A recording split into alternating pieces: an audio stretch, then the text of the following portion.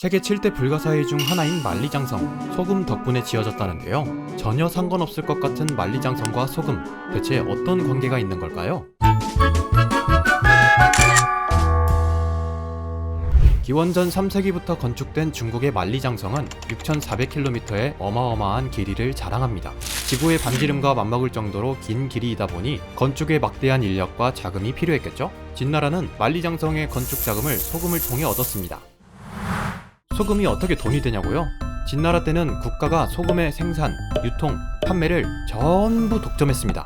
소금이 필요한 백성들은 국가가 부르는 대로 값을 치러야 했죠. 즉, 국가는 돈이 필요할 때면 소금에 높은 세율을 붙이며 가격을 올려서 손쉽게 재정을 확보할 수 있었다는 의미입니다. 진나라는 소금을 독점하여 벌어들인 돈으로 만리장성을 건축하게 돼요.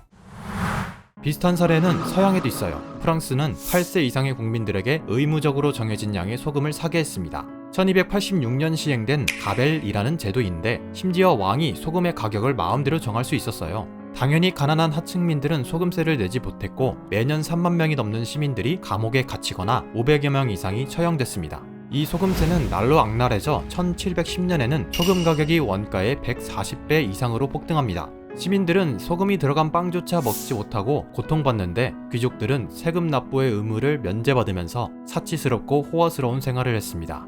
결국 가벨을 향한 민중의 분노가 극에 달했고 1789년 프랑스 혁명으로 이어지게 돼요. 세계사의 한 획을 그은 프랑스 혁명에는 여러 원인이 있겠지만 소금세도 큰 역할을 한 것 같네요.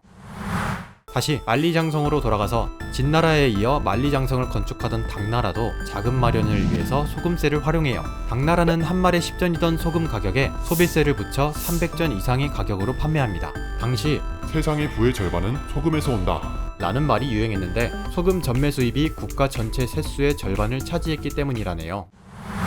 참다 못한 백성들은 지하시장을 통해 몰래 소금을 거래하기 시작했고 이런 사람들을 염적이라고 불렀어요. 당나라 역시 소금의 불법 거래를 아주 강력하게 처벌합니다. 견디다 못한 염적들은 반란을 일으켰고 결국 당나라는 멸망하게 돼요. 대표적인 반란으로 황소의 난이 있는데 이를 주도한 황소 역시 염적이었습니다. 소금으로 쌓은 만리장성으로 영토를 지키려던 국가가 결국 소금으로 망한 셈이니 참 아이러니하네요.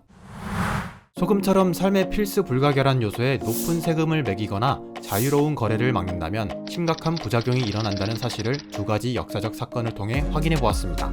국가가 소금 시장을 독점하며 백성들의 짠내나는 피땀 눈물로 만든 게 만리장성이라니 마음이 아프다 부엉. 현재 소금세는 사라졌지만 비슷한 형태의 세금들이 여전히 남아있어요. 일본 정부가 부족한 방위비를 확보하기 위해 2022년 담배세를 올렸던 것이 대표적인 예입니다. 오늘날에도 정부가 독점을 통해 손쉽게 재정을 마련할 수 있는 수단이 존재하는 것이죠. 다시는 소금세와 같은 결과가 발생하지 않도록 우리 시민들이 눈을 부릅뜨고 지켜봐야겠어요. 오늘 가져온 내용이 재밌으셨다면 구독, 좋아요, 알림 설정 부탁드릴게요. 저는 다음에 또 재미있는 이야기를 들고 찾아오겠습니다. 그럼 다음에 또 보엉!